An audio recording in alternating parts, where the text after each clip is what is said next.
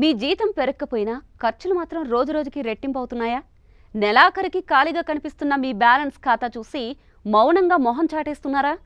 ఎంత సమర్థంగా నడిపినా కూడా పొదుపు మాత్రం కల్లోనైనా సాధ్యపడడం లేదా?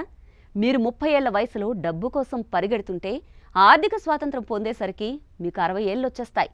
అంటే మిరాకిల్గా అనిపిస్తుందా? నేడు చాలామందికి ఆర్థిక స్థితి బాగోకపోవడం సాధారణ సమస్య.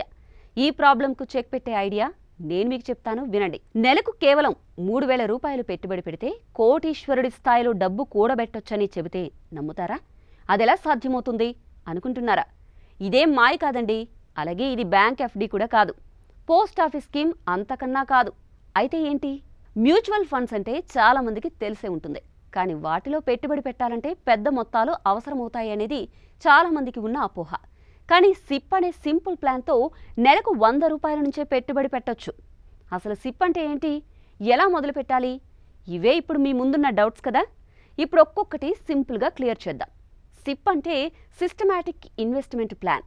అంటే మనం ఓ ఫిక్స్డ్ మొత్తాన్ని ప్రతి నెల మన ఖాతా నుంచి ఆటోమేటిక్గా తీసేలా సెట్ చేయడమే.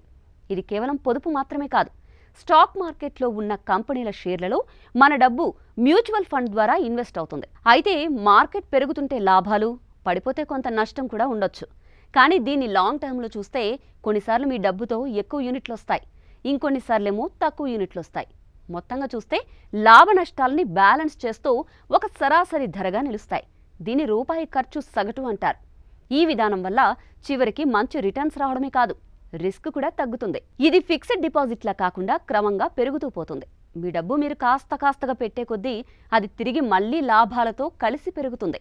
దీన్ని సమ్మేళనం శక్తి అంటారు.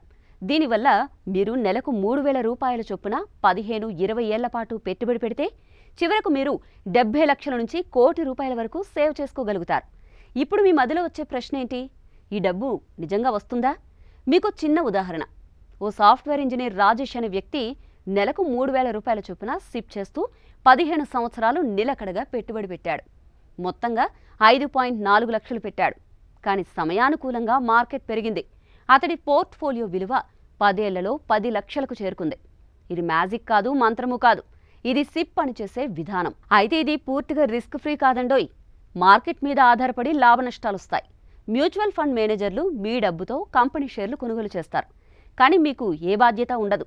వాళ్లే మీ తరపున అందరి డేటా చెక్ చేసి మంచి కంపెనీలను ఎంచుకుంటారు. మీరు మాత్రం కేవలం నెలకు డబ్బు ఇన్వెస్ట్ చేస్తారు. ఇప్పుడు మార్కెట్లో అనేక రకాల సిప్ ప్లాన్లు ఉన్నాయి. టాప్అప్ ప్లాన్ అంటే మీరు మధ్యలో పెట్టే మొత్తం పెంచుకోవచ్చు. వెసులుబాటు ఉన్న ప్లాన్ అంటే అవసరమైతే నెలలో డబ్బు తగ్గించవచ్చు. శాశ్వత ప్లాన్ అంటే ఎప్పటి వరకు కావాలంటే అప్పటి వరకు పెట్టుబడి పెడుతూ వెళ్ళొచ్చు. పన్ను ప్రయోజనాలు కూడా ఉన్నాయండోయ్. ఏడాదికి 1.5 లక్షల వరకు పెట్టుబడి మీద పన్ను మినహాయింపు లభిస్తుంది. అంటే మీరు పొదుపు చేస్తూనే కూడా ఆదాయ పన్ను కూడా తగ్గించుకుంటారు. ఇది రెండు వైపులా గెలిపే కదా. ఇక మొత్తంగా చెప్పాలంటే సిప్ అనేది కొత్త తరానికి సరిపోయే పెట్టుబడి పద్ధతి. ఇది పొదుపుతో పాటు డబ్బు పెరిగే మార్గం కూడా చూపుతుంది. దీన్ని త్వరగా ప్రారంభించండి. ఎందుకంటే సిప్లో టైం అంటే మనకు బంగారం. ఎంత త్వరగా మొదలెడితే అంత ఎక్కువ రిటర్న్లు వస్తాయి. ఇప్పుడు డిసిషన్ మీ చేతుల్లో ఉంది.